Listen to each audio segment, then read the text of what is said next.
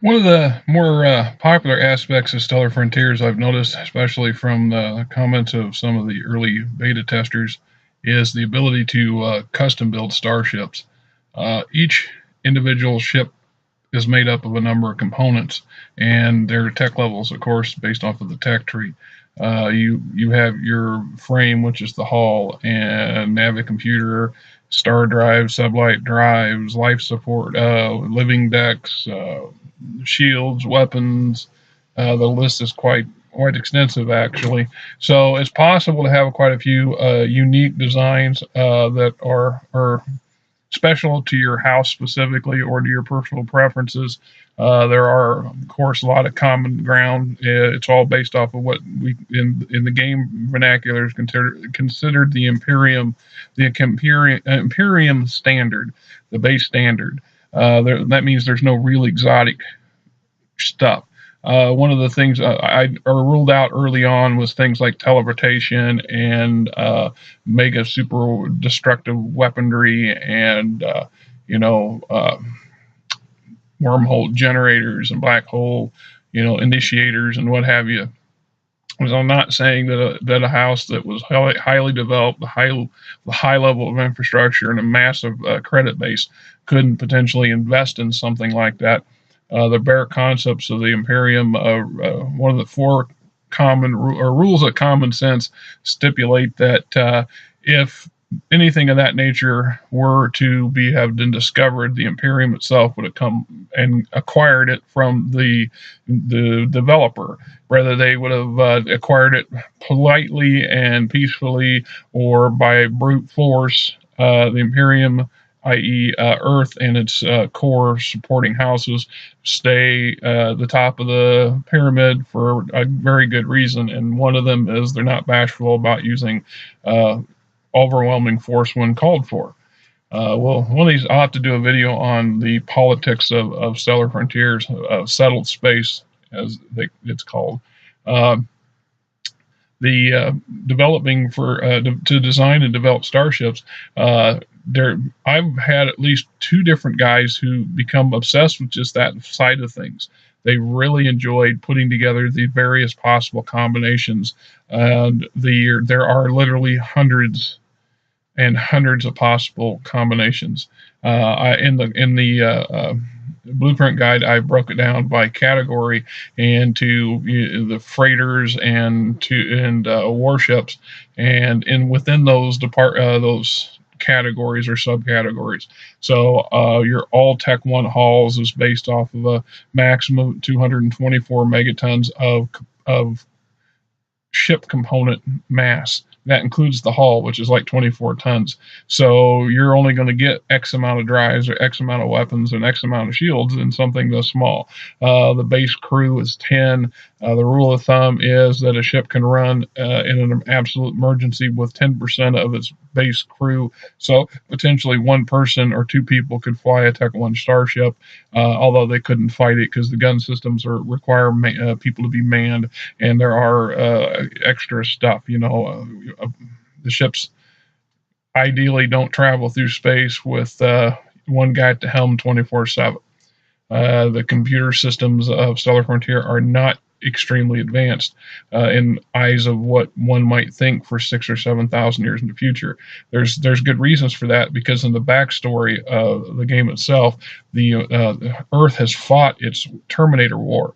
Its version of the AI supercomputers controlling everything, and for the benefit or to save humanity from a bug invasion of its own creating, they turned over basically everything to the AI, and the AI took their mandate literally, and so they created these Eden planets where a select percentage of humanity was protected and pampered from all of the problems of the universe, and everything else was considered components or raw materials to be utilized. So billions and trillions of thingies died slaving away in factories producing robotic weapons and combat droids and starfighters and so on and so forth.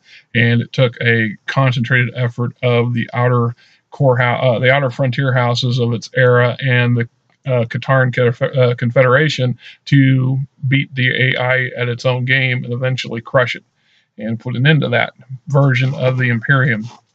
And that's part of the maybe I should post what I have of the history.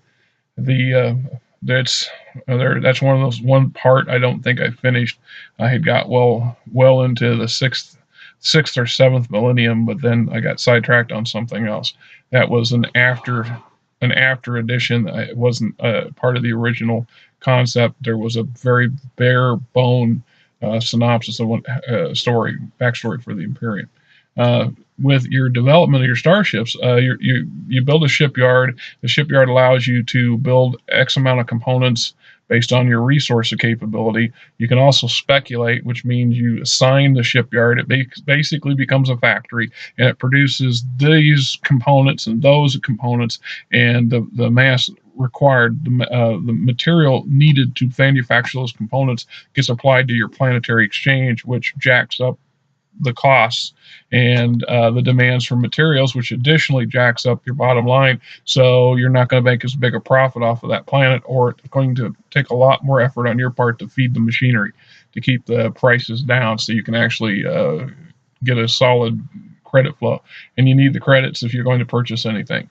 So, going into the hole is a great way to self-destruct. And there's actually a set of mechanics in there someplace that deal with that. So negative cash flow, credit flow begins applying to the satisfaction or dissatisfaction of the population. And what that does is it affects, beginning with a slowdown in planetary population growth, and then eventually a reversal as these people become oppressed. The job market's worse. They're not getting paid what they think they're entitled to. The jobs suck, and they start moving away. And then there's, of course, the domino effect. Everything in Stellar Frontiers is connected to everything else. So at some point, good decisions can have unintended benefits later down the road, just like poor decisions can find yourself in causing problems in other areas of your house development that you didn't quite expect it to. Planetary dissatisfaction, beginning with mild protests and ending with outright riots and violent self-destruction of your civic community, and an exodus. So the mechanics allow for this sort of stuff. And there's ways of fixing it, of course. There are certain kinds of builds and certain things that you can do to increase the negative satisfaction. So, it's all checks and balances, and it's, tried and true. This isn't something that I just sat down and banged out one day. We went through several incarnations of this, trying to work out what worked and what didn't work. And sometimes it's harder than it sounds to do. There's a reason why that you just don't, most game systems took a while to develop. They didn't just come up one day and go, hey, I got an idea for a hack and slash game. So, hey, it is what it is. The people who like to just use the combat system for space battles or ground battles, the ship component, once again, we're back to manufacturing a weapon, a gunboat. A Tech 1 or Class 1 hull is considered a gunboat. It's just not big enough to be a real threat to a true starship. Unless you fling hundreds of them at one time, the capacity for holding weapon systems is fairly limited. You're only going to get one or two primary weapons, a handful of gun mounts on them. That's what they're designed for, that purpose. They're not meant to be your frontline defense. Although at the house level, at Squire, when you're first starting out, any warship is something. And of course, the system is set up so you're not encountering bad guys and pirates and hostile guilds and hostile NPC houses who are equipped with cruisers, when you're only equipped with a gunboat, or best maybe a sloop or corvette. And it progresses like that. We have a sloop, or we have the gunboat, the sloop, the corvette, the destroyer, the frigate, and then numerous variations of cruisers. And they go up. The mechanics basically allow for up to 1 million ton or more size dreadnought, if you really can get the means and the material Now you just take that into consideration.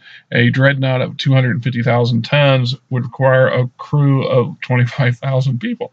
So that's on par with a Star Destroyer in equality terms. Now, somebody will argue that a Star Destroyer weighed a heck of a lot more than 250,000 metric tons. I'm not going to argue that, but maybe it did, maybe it didn't.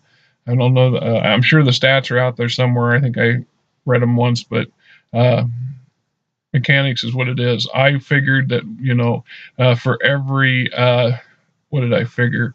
Uh, every 2.5 tons of mass, potentially one crewer could be required. So, or is that right? Every 10 tons, one crew. Say 224, the base crew of 10, 24. Yeah, so every 24 tons would be enough space and require enough assistance from a person. Now, one of the reasons we don't, Stellar Frontiers is not droid heavy, and we call them bots and robots, because droids is actually, too close to, it's just too close to Star Wars. I don't like the term. I'm not trying to plagiarize Star Wars. So bots, once again, going back to the AI wars, most of our bots are actually stupid. They very limited in what you can tell them to do and how they can operate. You can set them at an assembly line mentality where they just just repetitive things over and over again. But what makes some of our bots different is the cyber technology. You can have cybernetic neural implants, and your agents or your guards or your whatever can direct and control a number of robotic warriors. There's the Imperium blacklist. Certain levels of these, I think Tech 4 and higher versions of combat droids are considered blacklisted by the Imperium. It's not supposed to be in the hands of anybody but a legitimate house, and even then they frown on it because nobody wants your neighbor to have a massive droid robotic army to call on. But hey, each person to their flavor. The game mechanics allows for that sort of thing. Like I said, I'm trying to do my best to stir up interest in this. So I'm impressed that we've almost broke $100, and we got 20 odd days left to go. I'm hopeful. Honestly, I think that anybody that gets their hands on Star Frontiers would enjoy it in some venue or aspect of it. I'm determined to see this thing succeed one way or another. And with your assistance and support, we'll get there. Like I said, if you know anybody that may be interested, pass the word. Like I said, I just recently got on Facebook. I've got 2, maybe 3 friends, and I don't really know most of these people. I don't know any of these people. And, this is my world here between the RV and my wife and my job, which I'm currently sitting in a parking lot at a VA hospital in Des Moines, waiting for the 5 o'clock rush to get over so I can go pump their interceptor. And if you don't know what an interceptor is, Google it. Oh yeah, Google it. It's something, but it's a job. Upwards of $20 an hour when the overtime kicks in. So I'm grateful to have it. It's given me an opportunity to get my legs up and get started. The advantage is here, of course, it's better than the hood part of the job. There I'm working with a crew of people, and I'm at their mercy. Here I'm by myself and I'm at my own mercy. So if I mess up, hey, can't point fingers at nobody but myself. It's a greasy, nasty job. I can tell you that right now. Just grease everywhere. But it's a necessary job too. All right, well, almost at the 15-minute mark, I'll end this and get on to doing the thing I'm supposed to be doing this evening, and let's keep going forward.